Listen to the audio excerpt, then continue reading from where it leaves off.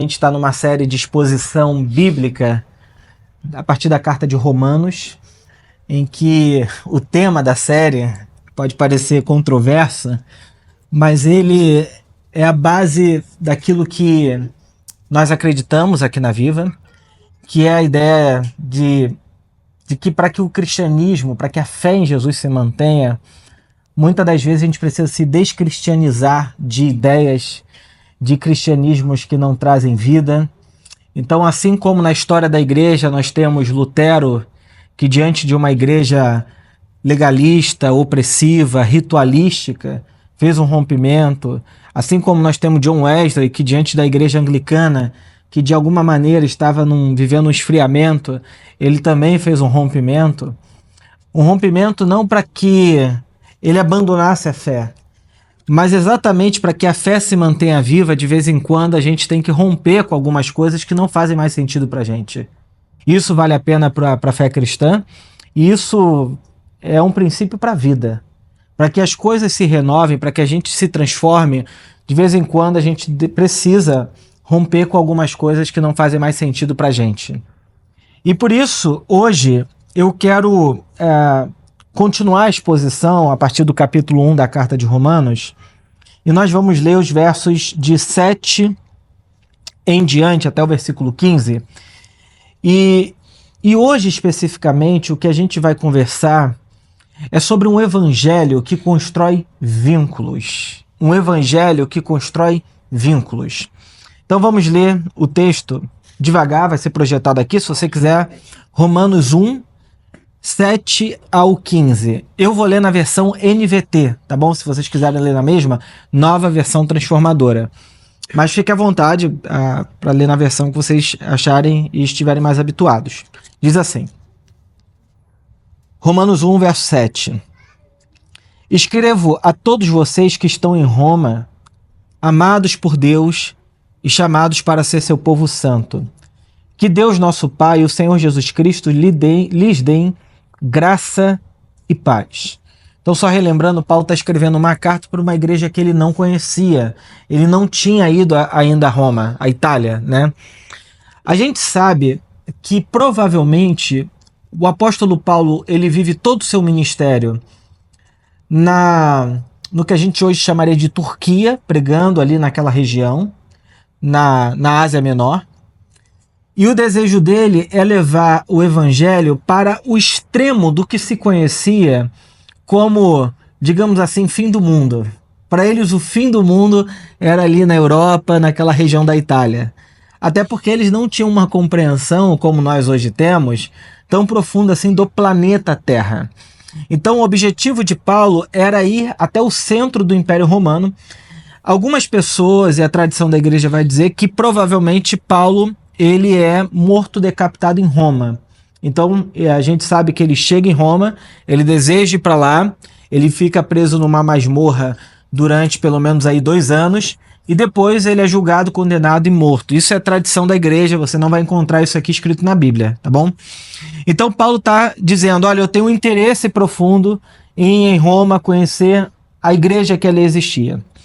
E ele diz, antes de tudo, verso 8, quero dizer que por meio de Jesus Cristo, agradeço a meu Deus por todos vocês, pois sua fé nele é comentada em todo o mundo. E quando a gente fala em todo mundo, a gente está falando, obviamente, do mundo que eles conheciam, né? Você acha assim, no Brasil o pessoal estava comentando da fé da igreja de Roma. Não, a fé cristã não tinha chegado aqui ainda. Então, nós estamos falando de todo mundo conhecido, e Paulo está dizendo que a fé daquela igreja, pensa o seguinte, a igreja de Roma está, digamos assim, no centro, no coração do mundo antigo.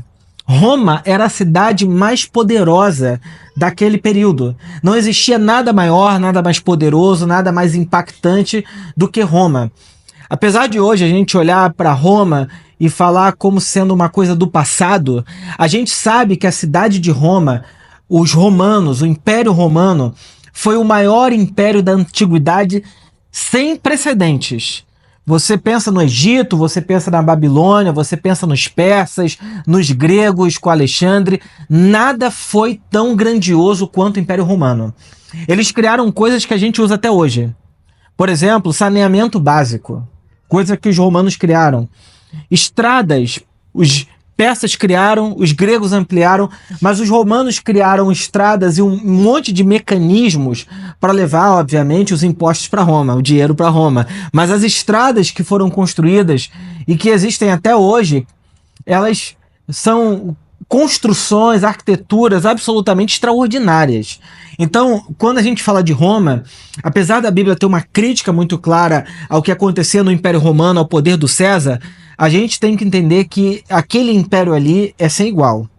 É o maior império, e na queda do Império Romano nós temos a divisão dos reinos, dos condados, das regiões, e depois isso se tornou países. Mas para você ter uma ideia, a lei até hoje ela tem uma base na lei romana, a lei brasileira.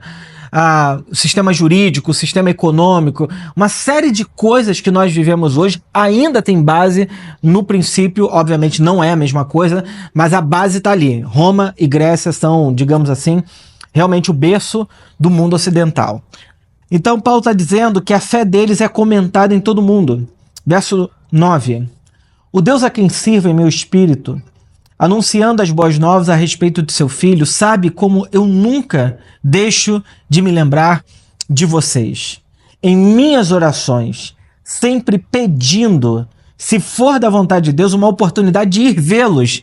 Desejo muito visitá-los, a fim de compartilhar com vocês alguma dádiva espiritual que os ajudem a se fortalecerem, algum dom espiritual, alguma graça espiritual, a fim de que a fé deles seja ainda mais fortalecida. E também, verso 12, quando nos encontrarmos, quero encorajá-los na fé, e também quero ser encorajado por sua fé. Perceba que Paulo, apesar de um apóstolo, ele não se coloca no pedestal e diz assim: eu sou o cara que sei tudo a respeito da fé. Eu quero encorajá-los com aquilo que eu tenho, mas ao mesmo tempo eu quero receber daquilo que vocês têm. Bom, verso 13. Quero que saibam, irmãos, que muitas vezes planejei visitá-los. Do que Paulo está falando aqui? De quando ele estava na cidade de Corinto e ele estava planejando ir para Roma. Só que uma vez, por conta do inverno muito rígido que houve naquele período, ele não conseguiu ir a Roma, porque era impossível atravessar o mar Egeu, não dava, por conta do frio que é. E por outros motivos, Paulo não conseguiu ir, mas ele planejou visitar algumas vezes. Mas até agora foi impedido. Então ele diz: meu desejo é trabalhar entre vocês e ver frutos espirituais, como tenho visto entre outros gentios. Frutos espirituais é o quê? Pessoas que vêm a crer em Cristo, e também, como a gente vai ver no final da carta de Romanos, que essa comunidade aqui, ou essas comunidades, como era provável, não havia uma única igreja, mas várias igrejas em que Paulo ia passando, que eram nas casas, ele também recebesse contribuições para manter a sua viagem missionária e para cuidar de outras igrejas e outras plantações. É assim que funcionava, né? Pois sinto grande obrigação tanto para com gregos como com os bárbaros, tanto como com os instruídos como os não instruídos. Por isso aguardo com expectativa para visitá-los, a fim de anunciar as boas novas também a vocês em Roma. Domingo que vem a gente vai entrar no que seriam as boas novas a partir do verso 16. Mas hoje eu quero me ater a pensar com vocês sobre como que o evangelho constrói vínculos, relacionamentos profundos. Quando a gente fala de igreja hoje, o que automaticamente vem na nossa cabeça? Prédio. O local onde a gente se reúne. Então a gente fala assim, onde é a sua igreja? O que a gente faz? Dá o endereço de um lugar. O problema, como eu aprendi com o meu professor na faculdade de teologia, o Rui, ele dizia o seguinte: o prédio é estático, a igreja é dinâmica.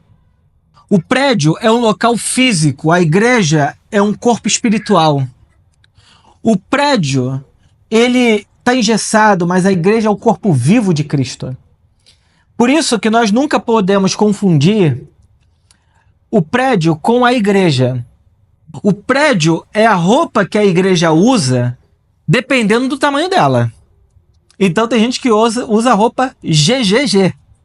E tem gente que usa roupa, nem sei se tem PPP, mas pode ser aí, roupa pequena. A roupa da Viva é pequena. Tem igrejas que tem uma roupa que cabe em 3.000 pessoas. Mas eu nunca posso confundir o prédio com a igreja. Então a igreja não é o prédio.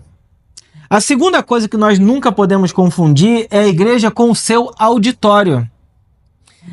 Nós temos uma característica que é o fato de que no culto tem pregação, tem palavra, tem exposição bíblica. Mas o auditório também não é a igreja. Nós nunca podemos confundir também igreja com grandes ajuntamentos. Isso traz impacto, mas, por exemplo, um futebol aí, fala um time aí que tem torcida grande.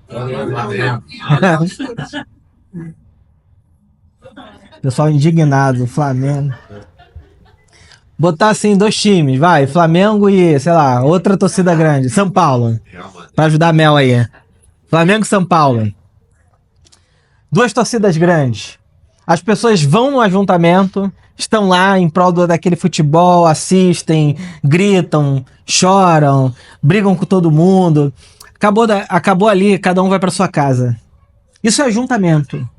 O ajuntamento, ele tem um poder de trazer um impacto emocional naquele momento em que eu estou junto com as outras pessoas, mas acabou o ajuntamento, ninguém sabe seu nome, ninguém te conhece, ninguém vai ligar para você. Eu fiquei muito assustado com... assustado assim, né? Parece, nossa, um susto, não. Eu fiquei abismado, assim. Eu fui num evento de uma amiga, não posso falar muita coisa, senão ela vai saber quem é. E ela é de uma mega igreja. E eu imaginei que pelo fato dela ser de uma mega igreja, chegando lá, ela teria muitos amigos, talvez pastores, dessa mega igreja. E eu cheguei no evento dela e do marido dela, um evento importante para eles, eu não tinha ninguém da igreja deles.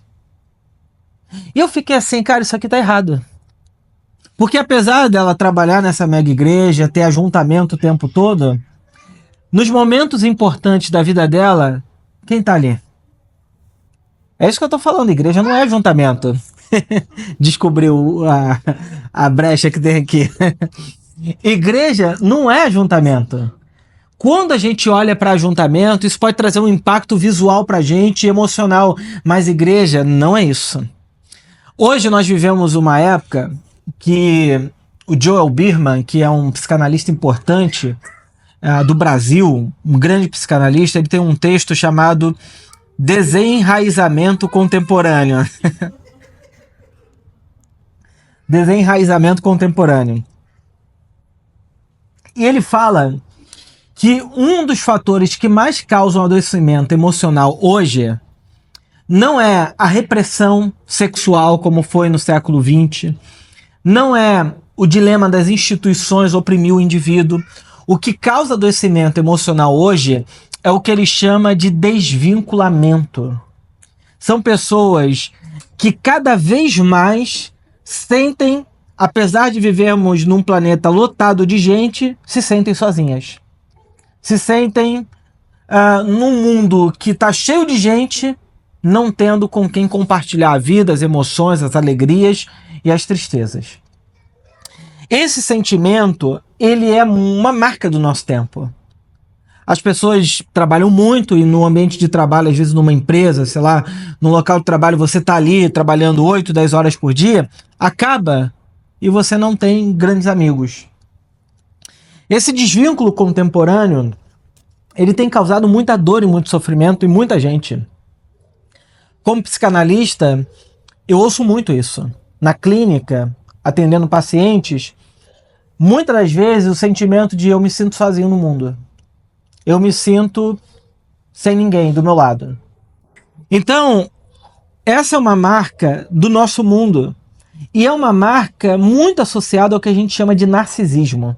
Tem gente que pensa que o narcisista é aquela pessoa assim de nariz em pé, que anda super arrumado, bonito, perfumado, nada disso.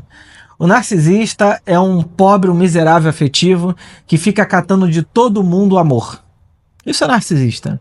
Ele não confia no amor dele, ele não tem o que a gente chamaria de autoestima, ele precisa estar o tempo todo sendo reforçado por uma outra pessoa. E se alguém desconfia dele, ou se alguém relembra que ele não consegue se amar, ele cai num abismo e fala assim, meu Deus, começa a entrar em desespero. O narcisista é aquela pessoa que tem dificuldade de vínculos, vínculos profundos, vínculos duradouros. É aquela pessoa que tem um vínculo profundo que dura 1 mês e meio. Depois fala assim, não aguento mais. E isso acontece na relação com a empresa, na relação com a igreja, na relação de relacionamento, de casamento, de amizade. São pessoas que não conseguem sustentar um vínculo. Sustentar um vínculo é muito trabalhoso. E o que elas não querem ter é trabalho. Trabalho e trabalho.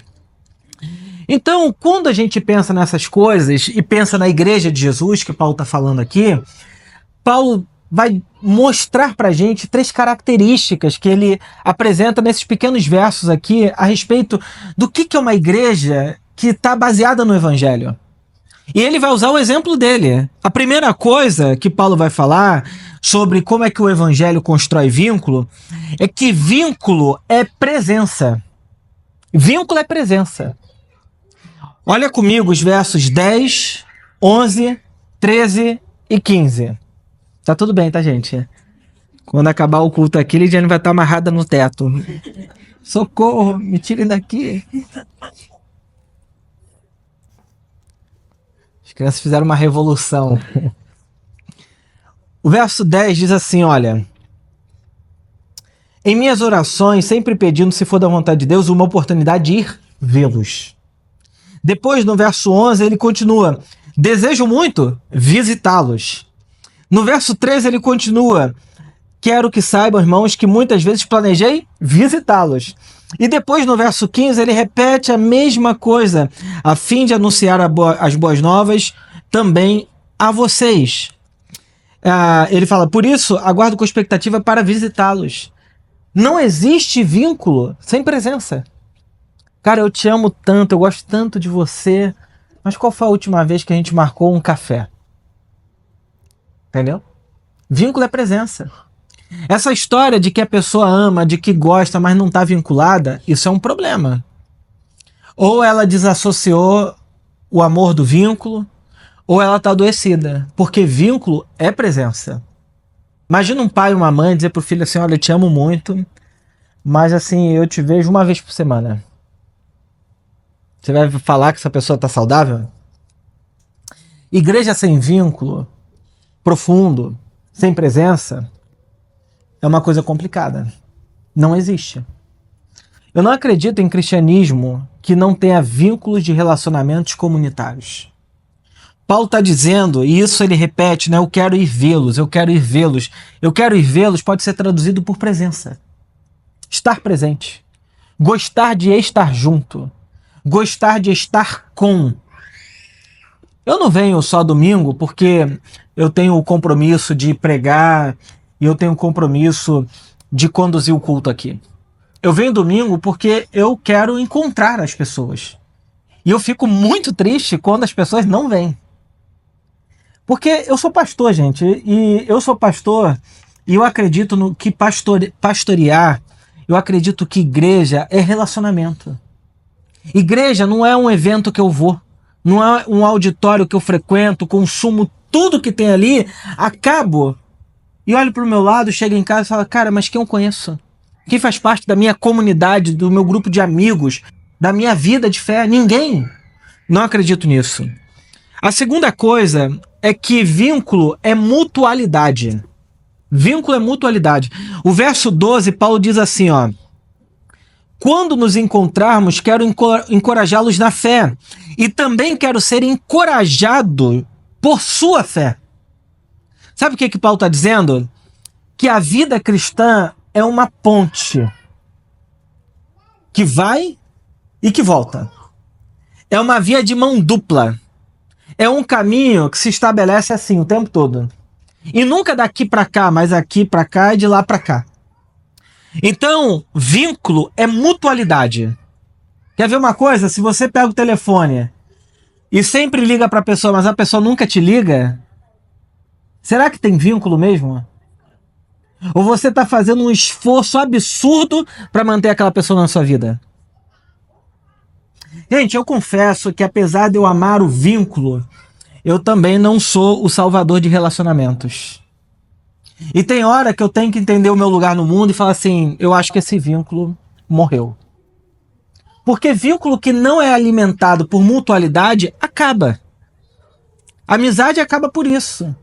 Relacionamento acaba por isso. Casamento acaba por isso. Namoro acaba por isso. Trabalho acaba por isso. Sem mutualidade, o que sobra do vínculo? Não dá. Então, é importante que você envie mensagem, mas é importante também receber mensagem. É importante ligar, mas é importante também receber ligação. Porque senão você vai matar, ou as pessoas vão matar o vínculo com você. E a terceira coisa sobre vínculo é que vínculo é força. Vínculo é um poder. No verso 11 e 12, Paulo diz assim, ó: desejo muito visitá-los, a fim de compartilhar com vocês alguma dádiva espiritual, que os ajudem a se fortalecerem. Quando nos encontrarmos, quero encorajá-los na fé e também quero ser encorajados por sua fé. Existem coisas na vida que não se resolve com mensagem de WhatsApp. Existem coisas na vida que só se resolve olho no olho, frente a frente. E existem coisas espirituais da fé que também só acontecem nessa natureza. Cara, você pode abrir o YouTube e ver pregação o dia inteiro, porque você vai ter pregação o dia inteiro para assistir. Você pode abrir o YouTube e assistir culto o dia inteiro. É que é provável que em algum lugar do mundo esteja acontecendo algum culto. Mas isso, provavelmente, pode talvez edificar pela palavra, pelo ambiente do culto, pelos louvores. Mas tem uma coisa que só acontece quando a gente está junto. O que é, Herbert? Eu vou falar assim, olha, eu não sei direito. Mas eu sei que, como o apóstolo Paulo diz, Deus está no meio de vós. O vínculo comunitário, ele é o que produz a força de Deus em nós. Eu posso cantar em casa? Posso. Mas quando a gente canta em comunidade, a coisa muda. Eu posso adorar em casa, no meu quarto? Pode. E é bom que faça isso. Mas quando a gente adora em comunidade, a coisa muda. Por quê? Porque a Bíblia usa essas expressões, Deus está no meio de vós. Quando a Bíblia fala sobre a gente ser cheio do Espírito, em Efésios capítulo 5 e 6, ela vai dizer que como que a gente se enche do Espírito? Cantando entre vós salmos e salmodiando, orando entre vós. É assim que a comunidade de fé se enche do Espírito. Tem gente que criou uma religião meio zen, meio budista nesse sentido, em que tudo se resume ao meu momento pessoal com Deus, e isso não é cristianismo. A fé em Jesus, ela é uma fé em que muita coisa só acontece na comunidade. Inclusive o nosso ato de adoração, o momento de ouvir a palavra. Por isso que vínculo é força também. Um empreendedor sozinho, ele tem menos força do que uma empresa com 100 funcionários. Um revolucionário, por melhor que sejam as suas ideias, se aquilo não virar um vínculo, uma instituição talvez, a coisa morre. Tudo nessa vida, para que se mantenha, precisa se institucionalizar. Namoro que não vira um vínculo institucionalizado, o que acontece? Morre. Eu estudo muito dentro de casa, mas se você quiser ter um título, uma formação, você precisa para uma instituição. Vamos fazer uma comunidade aqui extremamente informal. Se não institucionalizar, morre. A instituição tem o seu papel no mundo. A institucionalização das coisas tem o seu papel no mundo. E tem gente que diz assim, não, eu não quero igreja institucionalizada. Vai morrer. Todo movimento que começa assim acaba. Sabe por quê? Porque existe uma coisa do vínculo, quando ele se aprofunda, que tem muita gente que não gosta, que é a institucionalização dos vínculos. A consolidação dos vínculos. Que é necessário para que as coisas se mantenham por muito tempo. Imagina que você abre um negócio com um amigo seu. Amigo, legal, bate-papo e tal. Se não institucionalizar algumas coisas, sabe o que vai acontecer? Vai acabar. Vai brigar, vai separar. Então tem coisa que tu tem que botar regra. Entende o que eu tô falando? Eu não tô falando que o evangelho tem que virar a regra o tempo todo, mas tem coisa que para funcionar, tem que ajustar, tem que haver acordos, tem que haver troca, tem que haver mutualidade, tem que haver limites e concessões, tem que haver um monte de coisas para que as coisas se mantenham por mais tempo. Eu sou casado com a Lidiane há 8 anos, vou fazer 9 anos de casado. A gente sabe que durante esse tempo de casado tem coisas que tem que ter limites e concessões e limite, faz o acordo, refaz o acordo, ajusta o que acordou, o que dava lá atrás não dá agora, e tem um monte de coisas que vai sendo assim, vai sendo ajustado assim. Por quê? Porque a gente quer que aquela instituição, aquele relacionamento se mantenha por muito tempo. Na Igreja de Jesus Cristo isso também acontece. Os nossos movimentos de vida, eles precisam de uma certa organização, sabe por quê? Essa organização, ela é uma força. Qual é a força da família? O vínculo. A gente até fala, né? A gente briga, mas se brigar com alguém do nosso grupo, você briga com quem brigou com alguém do nosso grupo, entendeu? Entendeu? Não? Ficou confuso. É isso é família.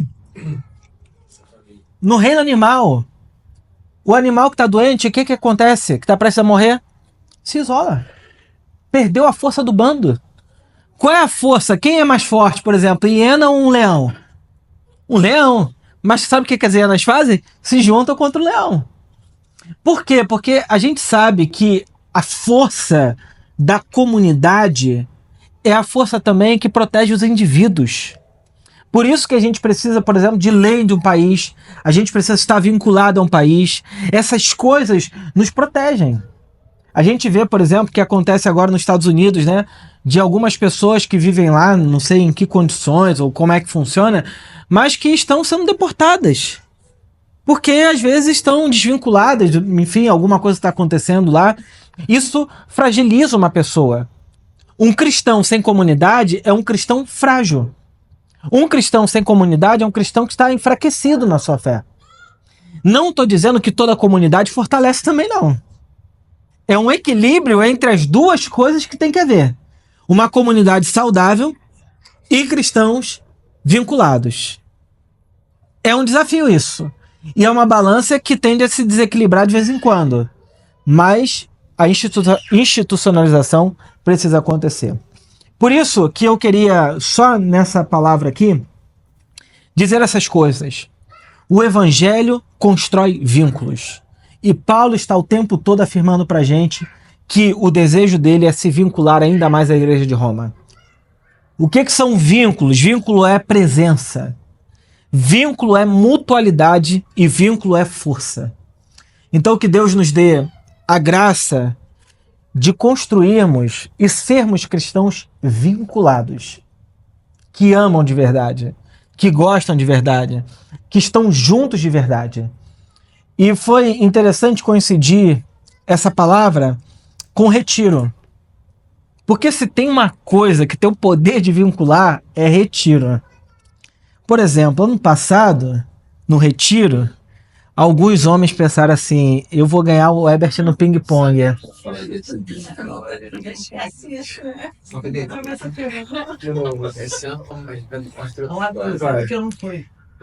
O Arthur não foi, pode ser, porque o Arthur é Iron Man. Mas, o que aconteceu? Tem um vinho lá em casa que é troféu. Que eles tiveram que me dar esse vinho. Mas ao final do retiro eu tomei um tombo na cachoeira. Que aqueles que eu venci no ping-pong tiveram que me ajudar. Eu queria me envadecer mesmo, é isso aí que eu queria fazer. Mas um ping-pong é difícil. Mas o que eu queria dizer é que essas memórias constroem os nossos laços internos. O Ebert ter ganhado no ping-pong de todo mundo várias vezes, 21 vezes sem sair da mesa, constrói esses vínculos. E o tombo na cachoeira também, o nosso futebol, os cultos, os momentos. O que a torta na cara, meu Deus do céu. Mel e Monique, assim, não dá pra ficar junto, gente. A gente vai ter que arrumar outros grupos, tem 3 grupos.